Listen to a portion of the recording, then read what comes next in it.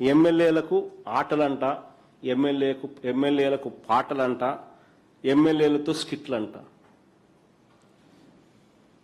అసలు అసెంబ్లీ సమావేశాల్లో వీళ్ళు బిహేవ్ చేస్తామన్న తీరు చూస్తే ఇంత దారుణమైన పరిస్థితుల్లో రైతన్న కొట్టుమిట్టాడుతూ ఉంటే వీళ్ళ ఆటలు, వీళ్ళ పాటలు, వీళ్ళ స్కిట్లు.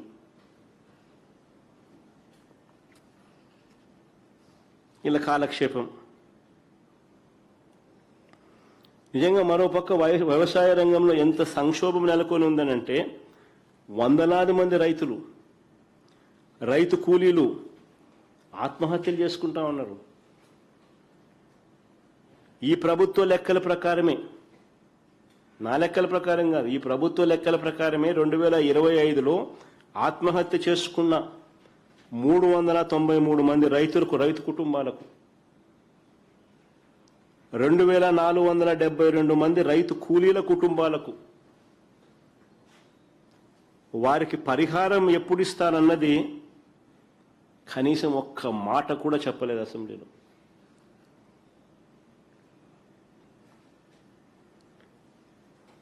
వ్యవసాయ రంగంలో ఉన్న సంక్షోభం గురించి, రైతుల కష్టాల గురించి చర్చించడం, మాట్లాడడం, వారికి భరోసా ఇవ్వడం, ఇటువంటివన్నీ కూడా కనీసం మచ్చుక కూడా చేయలేదు.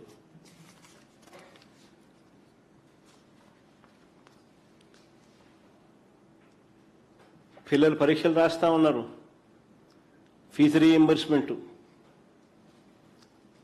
పిల్లల పరీక్షలు స్టార్ట్ అయినాయి, విద్యా దీవెన బకాయిలు, వసతి దీవెన బకాయిలు ఎప్పుడు ఇస్తారని చెప్పి ముఖ్యమంత్రి గారిని గట్టిగా నిలదీస్తూ అడిగాం. ఒక్క మాట లేదు. 2024 జనవరి, ఫిబ్రవరి, మార్చ్, ఆ క్వార్టర్, మార్చి 16న ఎన్నికల కోడ్ వచ్చింది. ఏప్రిల్లో వెరిఫై చేసి మామూలుగా అయితే మా ప్రభుత్వం క్వార్టర్ అయిపోయిన వెంటనే ఇచ్చేవాళ్ళం. అలాంటిది జనవరి, ఫిబ్రవరి, మార్చ్ క్వార్టరు, మార్చి 16న ఎన్నికల కోడ్ వచ్చింది. ఏప్రిల్, మేలో ఇవ్వవలసింది పెండింగ్ పడింది. అంతే, ఇంక అక్కడి నుంచి ఫినిష్. ఈ మార్చి వస్తే 9 క్వార్టర్స్, ఒక్కొక్క క్వార్టర్కు 700 కోట్లు అవుతుంది Vidya Deevena, fee reimbursement. 9 quarters into 700, 6300 కోట్లు ఇవ్వాలి. వసతి దీవెన కింద ప్రతి ఏప్రిల్లో మేము క్రమం తప్పకుండా 1100 కోట్లు ఇచ్చేవాళ్ళం పిల్లల బోర్డింగ్ అండ్ లాడ్జింగ్ ఖర్చుల కోసం. ఏప్రిల్ 2024 ఎన్నికల కోడ్ రావడంతో ఆగిపోయింది. ఏప్రిల్ 2024, ఏప్రిల్ 2025 ఇప్పటికే 2200 కోట్లు బకాయి. ఈ రెండు కలిపితే 6300 కోట్లు విద్యా దీవెన కింద, 2200 కోట్లు వసతి దీవెన కింద, 8500 కోట్లు ఇవ్వాలి.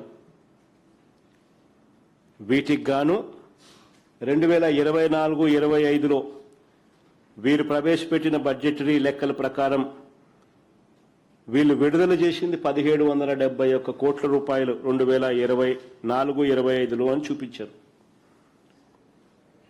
అసెంబ్లీ జరుగుతోందని చెప్పి వెంటనే ఎక్కడ ఇది గొడవ పెద్దదవుతుందేమో అని బీఆర్ఓ ఇచ్చినారు 1200 కోట్లు.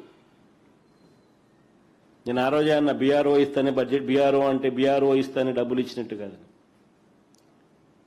ఇప్పటికి కూడా ఎంత ఇచ్చినారంటే 300 కోట్లు ఏదో ఇచ్చినారని చెప్తున్నారు అంతే ఇప్పటిదాకా.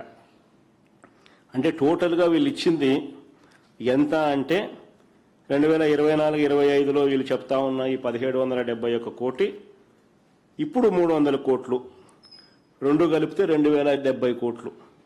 అంటే 8500 కోట్లు మైనస్ 2071, అంటే 6428 కోట్లు బాకీ ఇప్పటికే.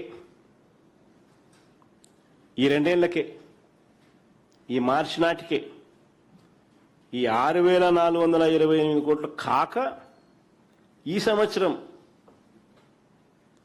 2026-27కు అవసరం 4 క్వార్టర్స్ ఇంటూ 700 విద్యా దీవెన కింద 2,800.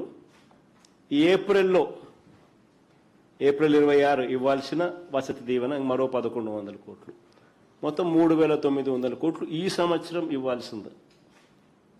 అంటే ఈ 3,900 కోట్లు ఈ సంవత్సరం కావాల్సింది. ఈ 2 ఏళ్లకు ఇప్పటిదాకా ఇవ్వాల్సిన బకాయిలు 6,428 కోట్లు, 2 కలిపితే 10,328 కోట్లు కావాల్సి వస్తే ఈయన కేటాయింపు చేసింది కేవలం 2,766 కోట్లు. ఇక నేను పిల్లల చదువులు ఎలా సాగుతాయి? కాలేజీ యాజమాన్యాలు పిల్లలను నిలదీస్తూ ఫీజులు కట్టించుకుంటున్నారు. కట్టలేని పిల్లలు చదువులు మానేస్తూ ఉన్నారు. తల్లిదండ్రుల మీద తీవ్రమైన ఒత్తిడి ఎదుర్కొంటా ఉన్నారు. ఆస్తులు అమ్ముకోవాల్సిన పరిస్థితి, చదువులు మానేస్తూ ఉన్న పరిస్థితి. అయినా ఈ చంద్రబాబు నాయుడు గారికి మనసు రాదు. 16 రోజుల అసెంబ్లీ సమావేశాలు అయిన తర్వాత కూడా ఇవి ఎప్పుడు ఇస్తావు స్వామి అని అంటే ఈ చంద్రబాబు నాయుడు గారి నోట్లో నుంచి కనీసం మాట కూడా లేదు. పొదుపు సంఘాల అక్క చెల్లెమ్మలకు మా ప్రభుత్వ హయాంలో క్రమం తప్పకుండా ఇచ్చేవాళ్ళం.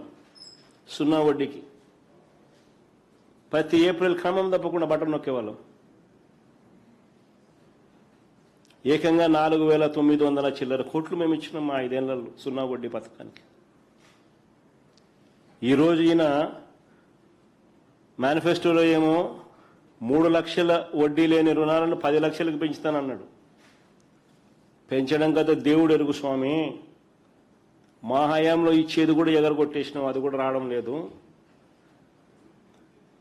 ఇవ్వాల్సింది ఎగరగొట్టిన 0 వడ్డీ. ఇదే ఈయన మేనిఫెస్టోలో చెప్పిన 10 లక్షల ప్రకారం లెక్కేసుకుంటే ఈ 3 ఏళ్ళకు కలిపి అదే 9,000 చిల్లర కోట్లు. మా హయాంలో 1000 కోట్లు అయ్యేది. ఈయన 10 లక్షలకు పెంచి నేను వడ్డీ లేని రుణాలు ఇస్తాను, 3 లక్షలే జగన్ చెప్పింది అని అన్నాడు. అంటే 1000 కాస్త 3,000 కోట్లు, 3,500 కోట్లు ఇంటూ 3 ఏళ్ళు అంటే 10,000 కోట్లు. ఈ 10,000 కోట్లు ఎప్పుడు ఇస్తున్నావు స్వామి? అక్క చెల్లెమ్మలు ఎదురు చూస్తూ ఉన్నారు. పొదుపు సంఘాల పరపతి తగ్గిపోయింది. పొదుపు సంఘాలకు ఇచ్చే రుణాలు తగ్గిపోయినాయి. ఏకంగా 10,000 కోట్లు రుణాలు తగ్గాయి.